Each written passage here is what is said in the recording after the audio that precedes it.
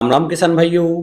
मैं नितिन फिर से हाजिर हूँ आपके अपने चैनल नितिन देओल में। किसान भाइयों, आज हम बात करेंगे कपास की टॉप 2 वैरायटियों के बारे में, नरमा की 2 अच्छी वैरायटियों के बारे में। आज मैं आपको संपूर्ण जानकारी देने वाला हूँ।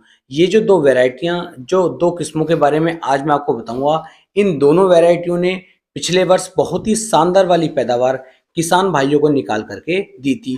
दोनों वैरायटियों की A to Z संपूर्ण जानकारी आपको दी जाएगी। साथ ही साथ आपको बताया जाएगा कि खेत को किस तरीके से तैयार करना है, किस समय पर कौन से खाद डाल करके आप अपने खेत को अच्छी तरीके से तैयार कर सकते हैं, जिससे कि आपको आने वाले समय में किसी भी तरह की कोई दिक्कत का, किसी समस्या का कोई सामना ना करना पड़े। बहुत ही अच्छी वीडियो होगी, तो वीडियो को आप पूरा जरूर देखें, जिससे कि आपको एक सही और शानदार जानकारी मिल सके। तो चलिए शुरू करते हैं।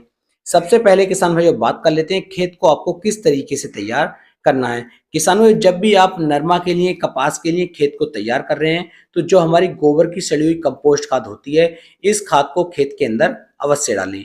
क्योंकि जो हमारी ये गोबर की खाद होती है, इसके अंदर सभी तत्व, सभी खाद मौजूद होते हैं, जो हमारी कपास के लिए बहुत ही ज्यादा आवश्यक होते हैं। तो इसकी यदि मैं मात्रा की बात करूं, तो 150 से लेके 160 कुंटल प्रति एकड़ के हिसाब से आपको कपास, जिस खेत के अंदर आप लगाने वाले हैं, उस खेत के अंदर गोबर की खाद आपको अवश्य डालनी चाहिए। साथ ही साथ किसान भाइयों, आपको गहरी अच्छी जुताइयां करवानी चाहिए, जिससे कि खेत के अंदर लोच अच्छे से बन सके, खेत अच्छी तरीके से गहराई से ताकत लगा करके आपकी फसल को लगा करके दे सके। दूसरा किसान भाइयों, हमारे खेत को जो है यूरिया की भी आवश्यकता पड़ती है, पोटाश की भी आवश्यकता पड़ती है। तो आप आखिरी जुताई से पहले यदि चाहें तो अपने खेत के अंदर यूरिया को, पोटाश को, इन चीजों को भी डाल सकते हैं। यदि मैं यूरिया की मात्रा की बात करूं, तो 20 से लेके 25 किलोग्राम यूरिया आप लेकर के आखिरी जुताई से पहले अपने खेत के अंदर डलवाएंगे, तो इससे किसान भाइयों यूरिया की जो पूर्ति होती है वो आपके खेत के अंदर हो जाएगी।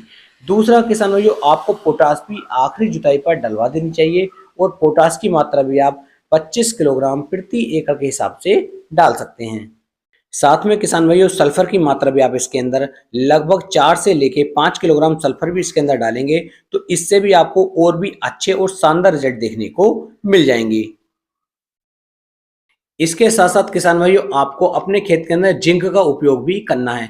किसान भाई, बहुत लंबे समय से मैं सभी किसान भाइयों से कहता हुआ आ रहा हूं कि जिंक का उपयोग फसलों के अंदर आपको अवश्य करना चाहिए। 1 साल के अंदर यदि आप एक बार जिंक का उपयोग कर लेते हैं, तो इससे आपको अच्छी पैदावार देखने को मिलेगी। तो यहाँ पर किसान भाइयों, आपको जो हमारी 21% वाली जिंक होती है, इसकी मात्रा आप 7 से लेके 8 किलोग्राम प्रति एकड़ के हिसाब से यदि करेंगे, तो इससे भी आपको बहुत ही शानदार वाले अच्छे रिजल्ट आने वाले समय में देखने को मिल जाएंगे।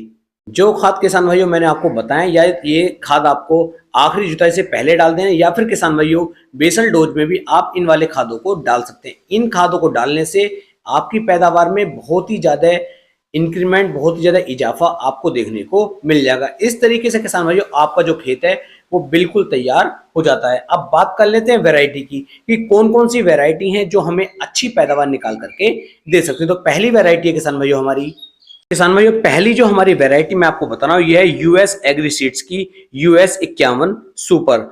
ये किसानों, ये बहुत ही शानदार तरीके से इस वैरायटी ने लास्ट ईयर उत्पादन निकाल करके दिया था, और उससे पिछले साल भी इस वैरायटी का बहुत ही शानदार उत्पादन आपको देखने को मिला होगा। तो आप US 51 सुपर की जो ये वैरायटी है, इसे आप चुन सकते हैं, और इससे बहुत ही अच्छी पैदावार किसान भाइयों आप निकाल सकते हैं। गुलाबी सुंडी का अटैक जो था, वो भी किसानों में पिछले 2 वर्ष में इस वैरायटी के अंदर काफी कम देखने को मिला है। इसकी सबसे बड़ी यदि मैं खासियत की बात करूं, तो जैसे जैसे पौधे की ग्रोथ होती रहती है, वैसे वैसे इस पौधे पर जो टिंडे हैं वो किसान भाइयों आते रहते हैं, और टिंडों की संख्या इस वैरायटी के ऊपर काफी ज्यादा आपको देखने को मिल जाएगी। टिंडे के अंदर किसान भाइयों आपको वजन भी काफी ज्यादा देखने को मिल जाएगा। वैरायटी के ऊपर रोग काफी कम लगते हैं, हरी भरी रहती है, झाड़ इसका बहुत बड़ा रहता है, बहुत ही अच्छी तरीके से आपको एक ये शानदार पैदावार निकाल करके दे सकती है। यदि मैं इसकी बुआई की बात करूं, तो इसकी बुआई किसान भाइयों 20 अप्रैल से लेकर के, यदि आप 10 से लेकर 15 मई तक इसकी बुआई कर लेते हैं, तो बहुत ही अच्छी वाली एक शानदार पैदावार ये नरमा की वैरायटी आपको निकाल करके दे सकती है। किसान भाइयों, बात कर लेते हैं नरमा कपास की दूसरी वैरायटी की। दूसरी जो सुपर वैरायटी बहुत ही अच्छी पैदावार निकालने वाली किस्म रही है, वो रही है किसान भाइयों राशि की RCH 926। जो आप इस समय पर वीडियो के अंदर देख पा रहे हैं। राशि की 926 ने भी बहुत ही शानदार वाली अच्छी पैदावार किसान भाइयों को निकाल करके दी है। तो राशि की ये वैरायटी भी आपको अच्छी पैदावार निकाल करके दे सकती है। इसके अंदर जो टिंडे आते हैं किसान भाइयों, ये टिंडे काफी बड़े होते हैं, काफी वजनदार रहते हैं और इसकी भी बुआई जो आप कर सकते हैं वो लगभग 20 अप्रैल से लेकर के 10 मई तक यदि आप इसकी बुआई कर लेते हैं तो ये अगेती इसकी बुआई रहती है और बहुत ही अच्छी वाली पैदावार ये वैरायटी भी आपको निकाल करके दे सकती है। तो इस तरीके से टोटल 2 वैरायटियों के बारे में मैंने आपको बताया, दोनों ही काफी अच्छी वैरायटी। यदि आप नरमा कपास की और भी जानकारी चाहते हैं तो नीचे कमेंट कर सकते हैं, उसके ऊपर एक अलग से वीडियो बना करके आप सभी किसान भाइयों तक पहुंचाई जाएगी। तो फिर मिलेंगे एक नई वीडियो में, तब तक के लिए सभी प्यारे किसान भाइयों को राम राम जी।